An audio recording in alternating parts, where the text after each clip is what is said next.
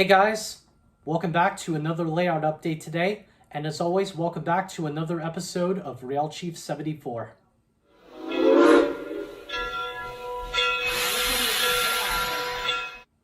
So once again, it has been a long time since I last gave you guys an update about what was going on here in the train room, and the main reason is because I've been doing a lot of stuff outside of making videos, such as keeping up with my job and taking care of my dogs.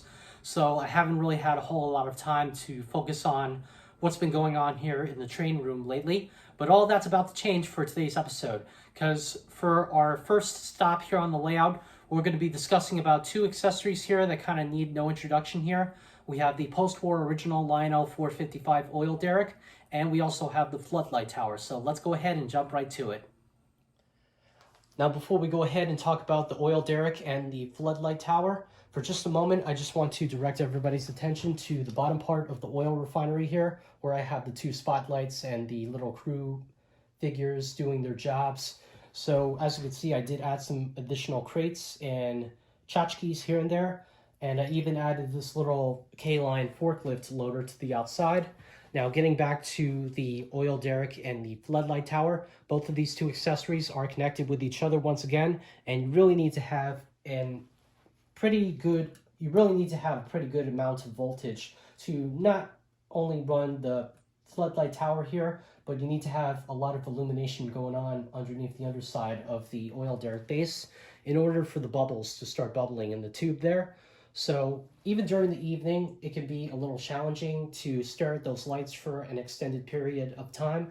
So in order to solve that situation, I went ahead and added a switch to the outer lip of the layout. So if we go ahead and turn on the switch here towards the left side of the train room, there, as you can see, we've activated both of the accessories at the same time. Now, in order to turn them off, you got to do the exact same thing. Throw the switch towards the opposite position. And now we have deactivated both of the two accessories. All right, if we move over here above the center of the layout here, we do have a slight notable change. First off, I reinstalled the uncoupling track section on the second layout in the back, right where the dispatching station is located. And down below, I've constructed a simple, generic looking ramp, which is made out of cardboard here and plastic. And once the operating car here unloads, everything will be rolling down into this little black tray in the back of the main layout where the freight yard facility is located, if you want to call it a freight yard or not. So now I have power applied to both of the layouts here. So why don't we go ahead and first start off with the merchandise car. So in order to activate the accessory, we're going to go ahead and press the button on the remote control system, which is connected to the track. And from there, as you can see, the boxes get unloaded and they fall right into the tray. Now, I also have a little bit of a double action here, because not only can I unload a freight car from the upper part of the layout, but also from the lower part here, right where the barrel loader is located. So right now, I have the 62 barrel car, which is also on the center of the operating track on the main layout here. So why don't we go ahead and activate that.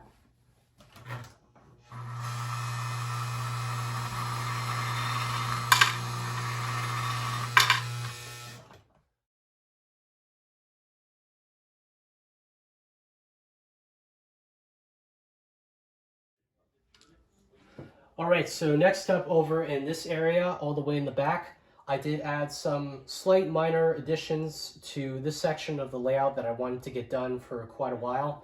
Right over here, we have an additional piece of the background, which is glued into place on top of a sheet of foam board, and it's all taped together. So not only does it hide the staircase in the back of the layout, but it also does help complement the scenery a whole lot nicer. And right over here, I did buy some additional pieces for the scenery at Hobby Lobby, such as these corn stalks and these cattails. Now, the cattails I'm going to be spreading throughout the entire layout. I might add some to the little river area that I have on this part of the layout. And as for the corn stalks, as much as I love them, I can always go for more. And I was really excited to find these dried up corn stalks at a very decent price. So once again, I'm going to be adding them to the layout, but I'm especially going to be adding them in the farm area here where I have all the guys working, plowing their crops and feeding the chickens and all that. And then right over here where the K-line backhoe is located, I added a little flip switch to this accessory as well. So just like with the oil derrick and the floodlight tower, if I ever decide to run or deactivate the accessory, I can just turn the accessory on and off on the lip of the table without having any problems. And as for the tree here, I'm still looking for the mechanics in order for it to swing up and down to give the illusion that the guy is chopping down the tree as he's working. But once again, all that will be a story for another layout update. Now, if we move all the way down here towards the bottom part of the main layout, once again, we're all the way on the right side of the train room. So we're going to work our way from the freight yard facility all the way down here to the center of town. So right over here, we have the Plasticville freight station. Again, I don't really need to explain much about it, but the problem and the issue that I was having with this little structure on the layout is that whenever I would operate the 282 gantry crane on the layout, and I'm pretty sure you guys might have took note of this, the roof would start to topple over and knock down some of the little crew figures that I have on the outside of the track here. So in order to fix that little problem, I glued everything into place on the bottom part of the roof. Now, if we take the actual roof off of the platform here, once again, you can see everything has been hot glued into place. Once again, I didn't want to risk using super glue because it's really difficult to get rid of super glue on plastic. So I thought that the hot glue method was a lot more safer to use. And all we just need to do is to put the structure back into the platform. And now whenever I would operate the gantry crane, the roof would stay in place as well as the figures would also stay in place too. And moving down here towards the center of town, I did add the dog show once again to make it a little bit more prominent, so that way it doesn't get lost in the scenery and the structures that I have here on the layout. And right down here where this hole is drilled, this is where the wire was sticking out for the haunted house that I had on the layout originally.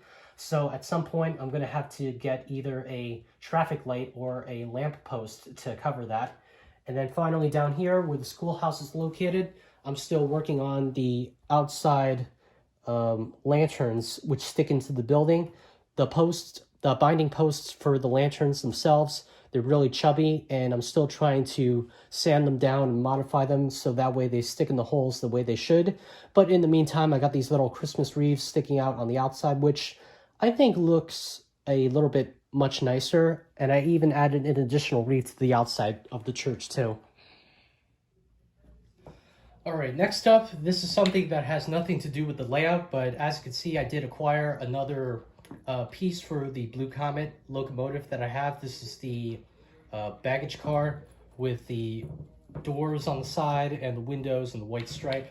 Really happy that I found this. It was honestly not that really expensive, so my gut told me that I should go for it, so that's what I did, but a little bit more on that in a future video. So why don't we go ahead and move this up forward and talk about the last thing that I want to share with everybody.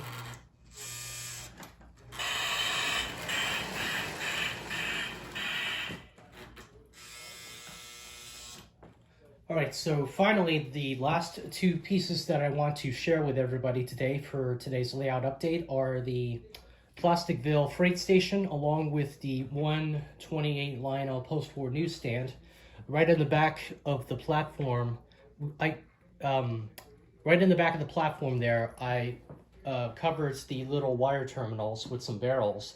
So that way, if I decide to send in some pictures or some photographs to Classic Toy Trains or any of the big model train magazines or websites out there, I want to make sure that I'm prepared, but I also want to be sure that there's no wire sticking out of the layout at all times. I want to make sure that everything is neat, clean, and organized at the same time. And getting back to the freight station here, as you can see, we have some lighting going on the outside of the platform. That's actually accomplished by adding a little strip of LEDs to the bottom of the roof. And what I did is, once the LEDs were installed, I thread the wire through the inside of the building, which had a hole drilled in the center of the table. Thread the wire through the hole and connected it to power underneath the layout. And now we have some really clear and clean lighting on the outside of the platform. And as we all know, it's really difficult to have lighting on the inside of any Plasticville building, not just for the freight station, but any building that Plasticville made in general. Because, especially during the night, if you run your trains, in the dark by any means, the light will start to bleed through the plastic and it'll be really difficult to make some modifications to the inside of the building. So I never really seen a whole lot of people considering about having their lighting on the outside. And in real life, you don't really see a whole lot of buildings being lit up during the night. So this was the thing that I really wanted to accomplish, and I'm really happy with the results. All right, well, that's all the time that we have for today's episode.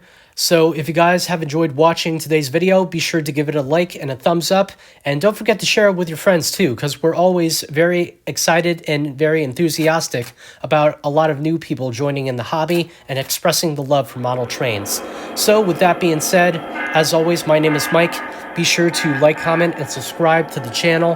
And don't forget to hit the notification bell down below for any other projects that I upload.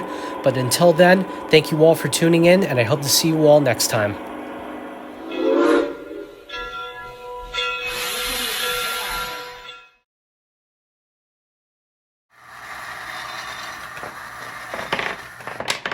Okay, that isn't exactly the way I pictured it working out.